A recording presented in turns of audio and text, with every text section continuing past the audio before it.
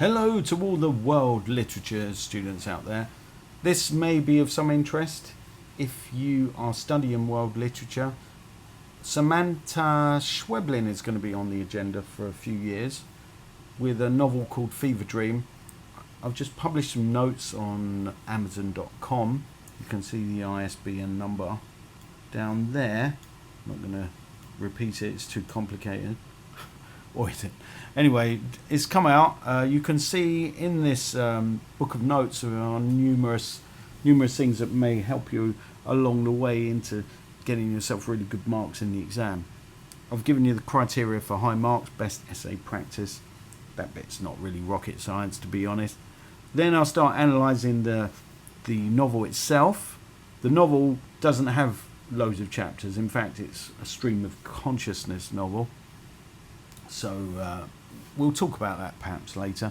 Then I've got an extract question, the kind of thing you'll face in an IGCSE World Literature exam, and then a whole text question. Obviously, in the World Literature exam, you do need to answer both. You need to answer an extract question and you need to answer a whole text question. Aside from that, you've also got to do your coursework, which I'm not going to discuss in this session. And also you've got to do an unseen poetry question also, as well as that, and I'm not going to discuss that either. But what I will discuss is just give you a bit of a taster of this textbook I've put out there, and give you a bit of an example of how to write or how not to write an essay. Anyway, the narrative begins. You can read that probably as well as I can. One of the first things to note, as I've put in my notes, is there are no chapters. I mentioned it already. I think the purpose behind that, or reason why Schweblin does it, is just to make the whole experience a little bit uncomfortable and disconcerting for the reader, because it is called Fever Dream after all, and dream, the next step is nightmare, and it's more of a nightmare than a dream. Sometimes I wonder why it was actually called Fever Dream, bearing in mind that the original title in Spanish was not that at all. It was something to do with the rescue distance. The rescue distance is really important in this novel, as is the word important. We'll come to that in a moment, but I'll scroll down a bit. So early on, it's quite hard to work out what's going on. I think Schweblin thrives in the confusion of the situation, in as much as it is a postmodern novel. It's not supposed to be straightforward. Nowadays, nothing really is straightforward, so novels represent that reality that we live in. So there are two speakers, two narrators, because it's not a poem. There are two narrators. One narrates in italics. He doesn't really add a lot because he's an immature narrator. He's a boy. We don't find that out immediately, but it becomes apparent quite early on. He seems pretty obsessed with worms. Quite what that's got to do with anything, you might wonder, first of all. But use your poetry knowledge. When you come across a word, you have to think of connotations, and worms connote with death. Why? Because, I hate to say it, but dead bodies are often eaten up by worms unless they're cremated. So perhaps that's why he's obsessed with it. But don't expect to find straightforward answers in a postmodern novel. You're not going to get it. So the word worms appears 4 times in italics on the first page. The other speaker, who we also don't know the name of either speaker early on, she seems to be the main narrator. She's using the interrogative, a fancy way of saying she's using questions. So early on it does seem like a teacher-student relationship. It is odd, and it is disconcerting because the boy's the one in pole position. He's the one who's calling the shots, as it were, and we find out later that the other speaker is Amanda, and it seems like she's on her deathbed. She's just about to die. Try not to get this confused with the film, because in the film the boy is dragging Amanda along and putting her on a boat. That does not happen in the novel. Remember that IGCSE World Literature is about what actually happens in the novel, not what happens in the film.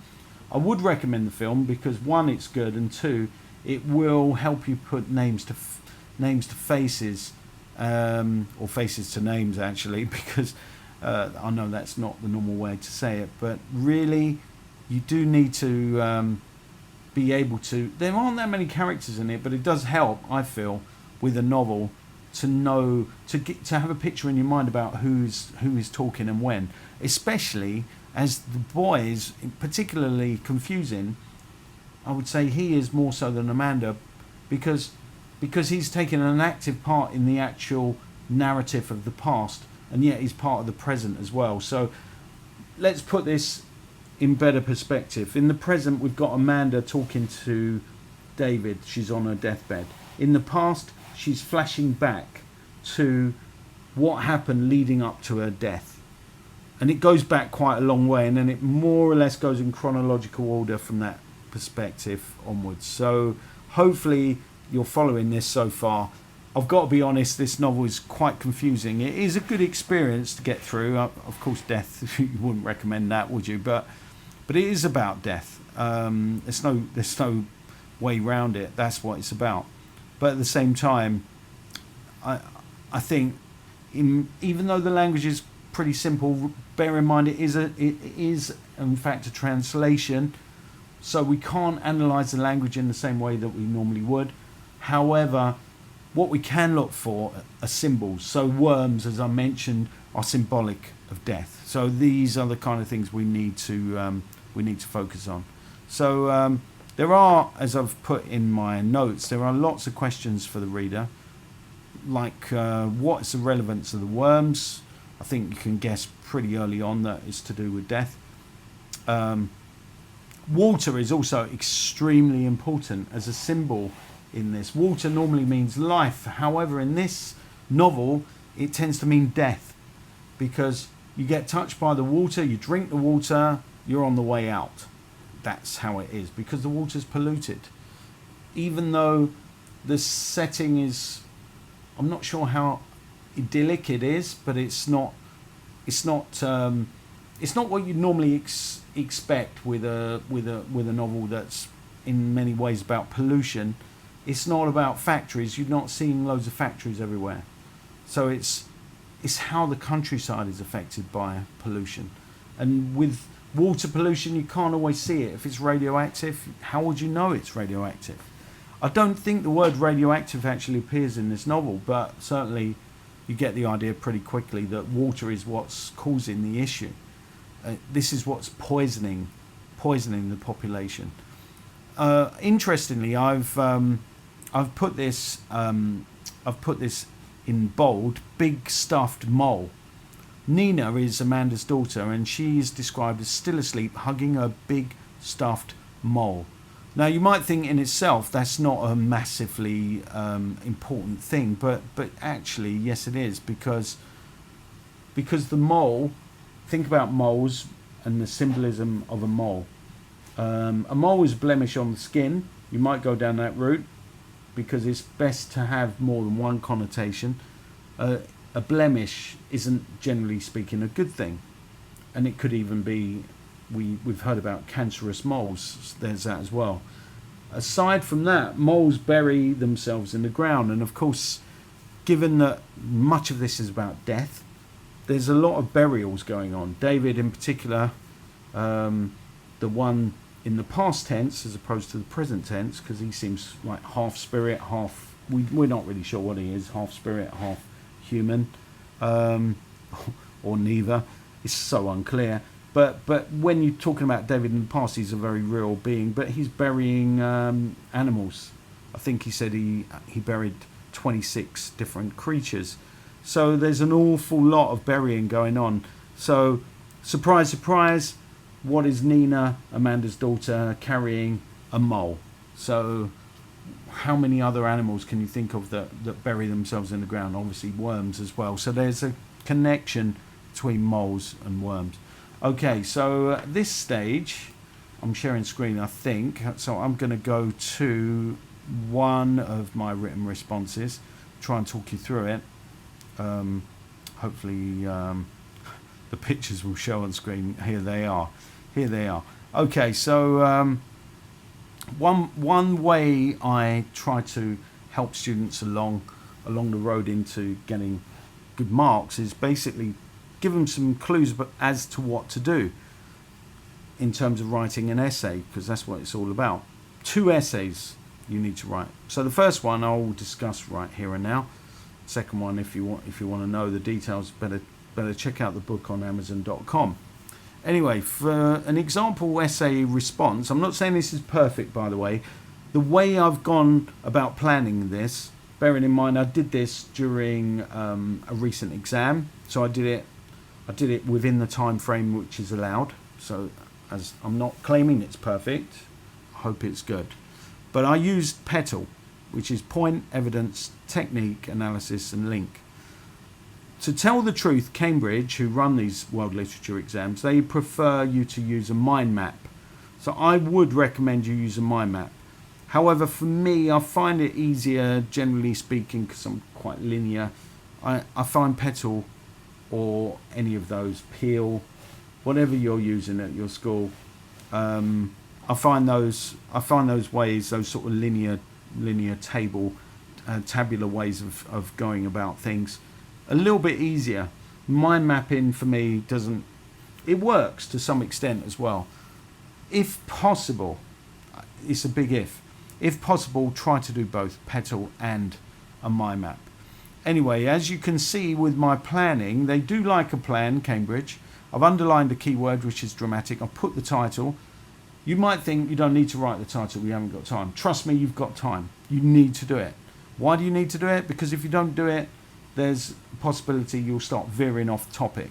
If you don't underline the keyword, then there's a possibility that you won't actually focus on the question. So do use the keyword in the question. The keyword in this one is dramatic. Explore how Schweblin makes this moment in the novel so dramatic. So if it's not dramatic, I shouldn't really be putting it in my essay. So you can see my planning there. I've got Schweblin's dual narrative at the start would be the point I would make about how this extract is particularly dramatic, because we've got David saying this is not important, and he says at the end we're losing time. So he's in control of the narrative. He's almost like an editor. I've put down he's like a Greek chorus. He's quite repetitive as well. He keeps on saying it's not important. He adds this editorial layer to the narrative. And what other things? I've obviously, for the L column, I've just used the word drama. It adds to the drama the very fact that the principal narrator, who is Amanda, is being vetted by David, the sort of spiritual David, by a bedside on a deathbed. He's trying to call the shots, but there's a bit of a power struggle going on at this point in the narrative. I wish I'd put that in my essay, but I don't think I did. I've also got my middle point in the middle of this extract. The relationship between Carla and Amanda is explored, because it veers away from David a bit. He does lose control, because Amanda says quite early on in this extract that I'm going to look at, she says, I'm not going to follow your instructions, more or less. And the reason why we don't know at that time as readers, but certainly there's a bit of symbolism, I feel, with the gold sandals. I didn't put it in quotation marks. Obviously, when I write about it, I would put it in quotation marks, because it is the evidence there. It is the semantic field of colour imagery, and it also symbolises something precious. Gold's not cheap, and neither is Carla, in the sense that she means a lot to Amanda. I would say it's dramatic. Why is it dramatic? Because Carla sometimes gives Amanda good advice, like don't drink the water, for example, which Amanda maybe didn't hear or didn't listen to, at least. And by the end of the extract, we've got a bit more knowledge of the sort of character David is, the sort of past tense David, as opposed to the present tense David who's by Amanda's bedside. When he says 28 graves, you could call it cold call calculating. You could call it all of those things. When you throw in numbers in, that's the effect of it, and that's pretty much my plan. But I've crossed it out. You don't necessarily have to use 2 lines. I've done it with 2 lines because I just thought it looks a little bit neater. But do cross out your planning. Cambridge expect you to do that. And this is how I began my essay. Schweblin makes this moment in the novel so dramatic, using the keyword, by using repetition technique, the dual narrative, another technique, and the semantic field of precious metal to show how the spirit of David is really the editor of Amanda's narrative, deciding what should stay in and what should be removed, while the writer, that's Schweblin of course, explores David's character and Amanda's relationship with Carla. The good thing about the extract questions is they're often really similar year to year. They're pretty similar. So the only question is you really don't know which extract they're going to choose. So lots and lots of good things about this exam. So try not to lose any sleep on it. On that note, I think I'm going to stop this recording, but do bear in mind if you want more advice about how to approach this exam, please do go to Amazon.com and get your copy of this book. There's an old copy out there, but I'm working on publishing a new one now, so that should be out any time soon. So otherwise you could use the old copy because that's got a few decent quotations in it. So thank you for listening, and hopefully you'll drop by nowenglishclub.com again in the future. Thank you very much.